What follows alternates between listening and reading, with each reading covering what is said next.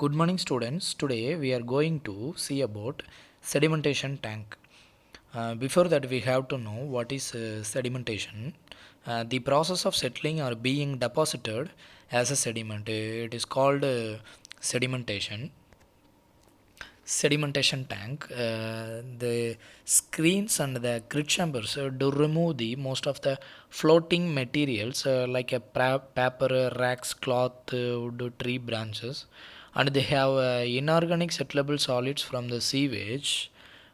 However, a part of the suspended organic solids, which are too heavy to be removed as floating matters, and too light to be removed by grid chamber, are generally removed by the sedimentation tank. So the sedimentation tanks are designed to remove a part of the organic matter from the sewage effluent coming out from the grid chamber. So the basically sedimentation tank detention period is 2 hours.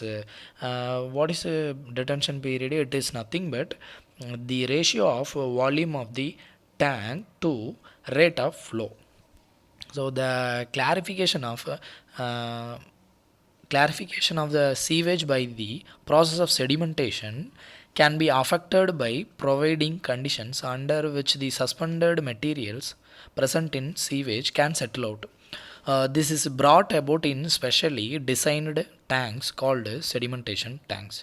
So, out of three forces which control the settling tendencies of the particles, mm, uh, the two forces, velocity of flow and the shape and the size of particles, are tried to be controlled in these settling tanks. The settling tanks, the sedimentation tanks are also called as settling tanks. The third force is the viscosity of a sewage or a temperature of the sewage is left uncontrolled, as the same is not practically possible.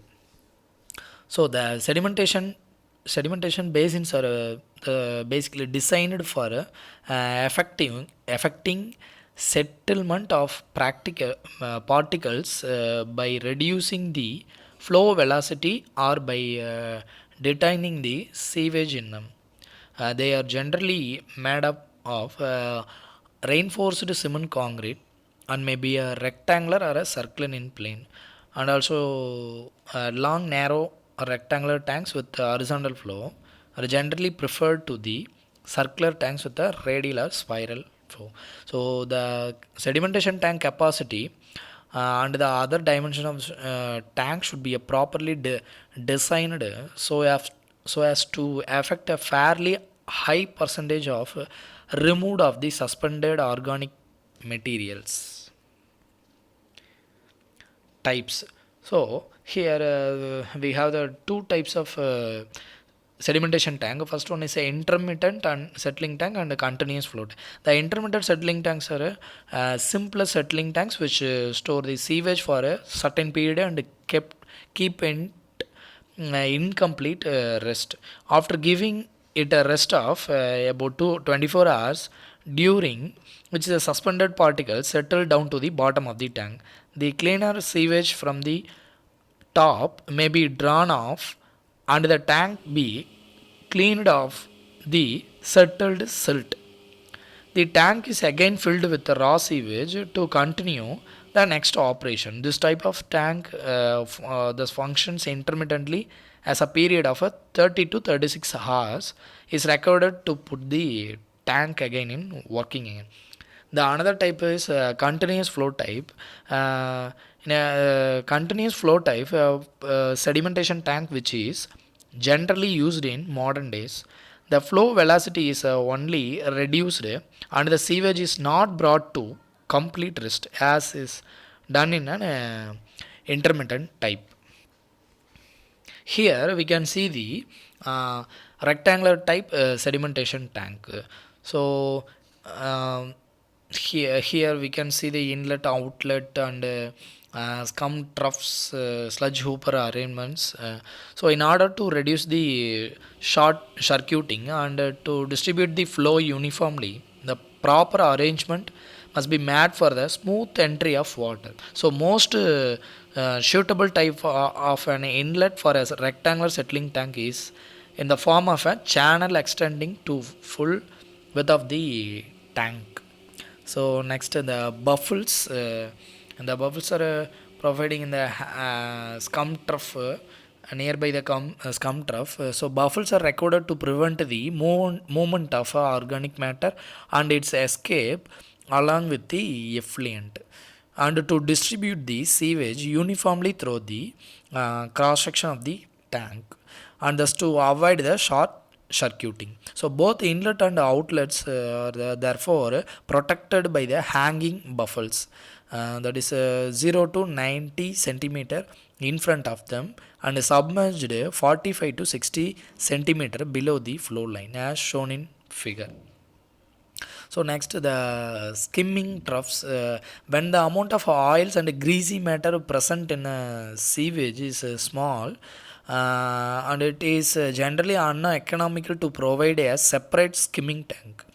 In such cases, a scum trough is generally providing in the sedimentation tank itself near its outlet end as shown in figure. So next, the cleaning and sludge removal is the suspended organic solids contained in sewage settled at the bottom of the sedimentation tank and have to be removed periodically. So the removal of a deposited sludge before it comes stale and septic is necessary not only because it reduces the capacity of the tank and its detention period, but also because it leads to evaluation of foul gases formed due to the anaerobic decomposition of the settled organic matter. So modern sedimentation tanks, however, are generally provided with mechanical cleaning devices. For example, the sludge is scrapped by the scrappers and brought to the hooper at the inlet end and is removed daily often. The sludge hoopers are we can see the sludge hoopers at the uh, bottom area. So next, advantages. The sedimentation tanks are effectively to remove the suspended solids from the sewage is about 60 to 65 percentage, and the biochemical oxygen demand is 30 to 35 percentage can be removed by the from the sewage effectively. Thank you.